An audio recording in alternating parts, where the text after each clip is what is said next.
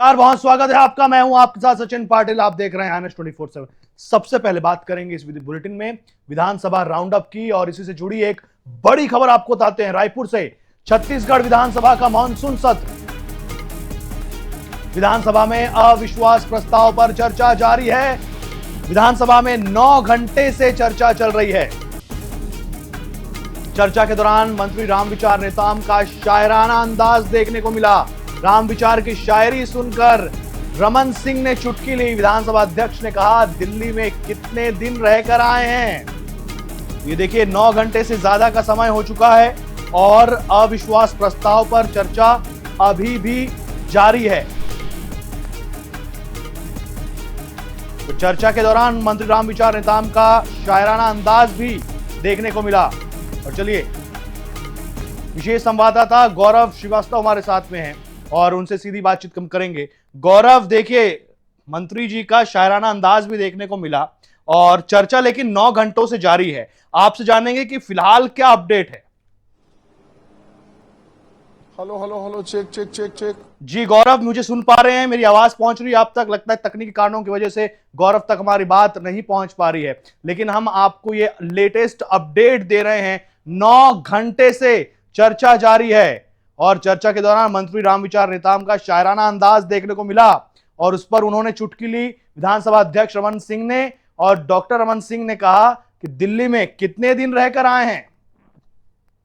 और आज विपक्ष ने सरकार को कई मुद्दों पर घेरने का प्रयास किया और सवाल दागे सरकार पर। महतारी वंदन योजना, ई-केवाईसी जैसे बड़े मुद्दों पर जो सरकार की योजनाएं हैं, उन योजनाओं पर घेरने का प्रयास किया और इस पर सरकार की तरफ से जवाब भी सामने आया।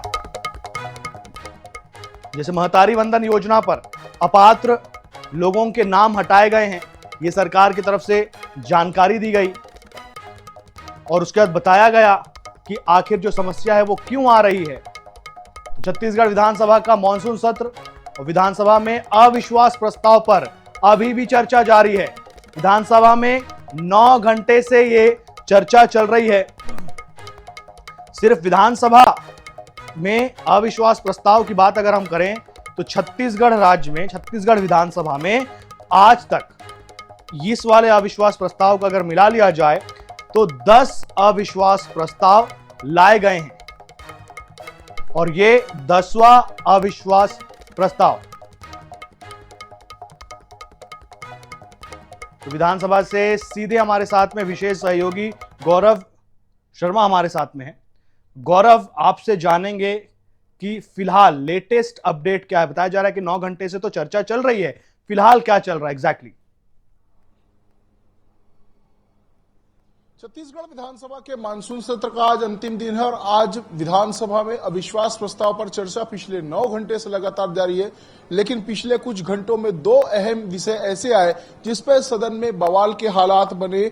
छत्तीसगढ़ विधानसभा में अविश्वास प्रस्ताव पर चर्चा के दौरान बलौदाबाजार आगजनी कांड में सदन में जमकर हंगामा देखने मिला। उप मुख्यमंत्री विजय शर्मा के बयान पर बवाल की स्थिति बनी। आगजनी कांड को लेकर दोनों पक्षों के बीच तीखी बहस हुई और सदन में दोनों ही पक्षों ने एक दूसरे को जिम्मेदार ठहराया। आसंदी के हस्तक्षेप के बाद सदन में हंगामा शांत हुआ, लेकिन इसके बाद कुछ देर बाद ही नक्सली हिड़वा के पक्ष में नारे को लेकर सदन में भारी हंगामे के हालात बने।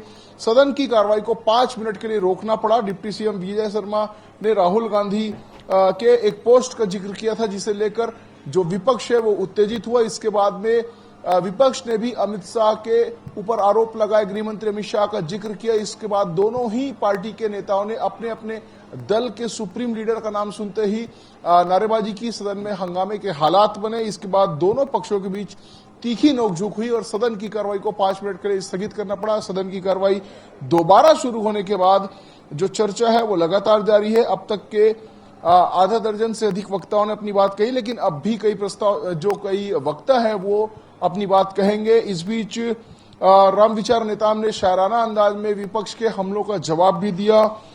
उसके बाद राजेश मूणत ने भी अपनी बात कही। उन्होंने कहा कि 8 घंटे से सदन में चर्चा जारी है। 157 पेज का विश्वास प्रस्ताव लाया गया है आरोप पत्र लगाए गए हैं, 136 बिंदुओं पर आरोप जो है वो तय किए गए, लेकिन वही बातें रिपीट हो रही है। विश्वास प्रस्ताव में कोई दम नहीं है, विपक्ष उन्हीं बातों को रिपीट कर रहा है। इस तरह के जो बात है वो राजेश मूणत ने कही। तो कुल मिलाकर सत्ता पक्ष जो है वो 2.5 साल की उपलब्धियों के माध्यम से विपक्ष के सवालों के जवाब देने में, उनके आरोपों को ध्वस्त करने में लगा। वहीं विपक्ष जो है वो लगातार 136 जो बिंदु तय किए गए उसमें चरणबद्ध तरीके से अलग अलग बिंदुओं पर सरकार पर हमला बोल रहा है। बिल्कुल, तो विपक्ष के जो 136 बिंदु है, उन बिंदुओं के आधार पर विपक्ष जो है वो सरकार को घेरने का प्रयास कर रहा है और सरकार के पास में इन 2.5 सालों का लेखा जोखा है, क्या काम उन्होंने किया है। गौरव, जानकारी के लिए बहुत धन्यवाद आपका।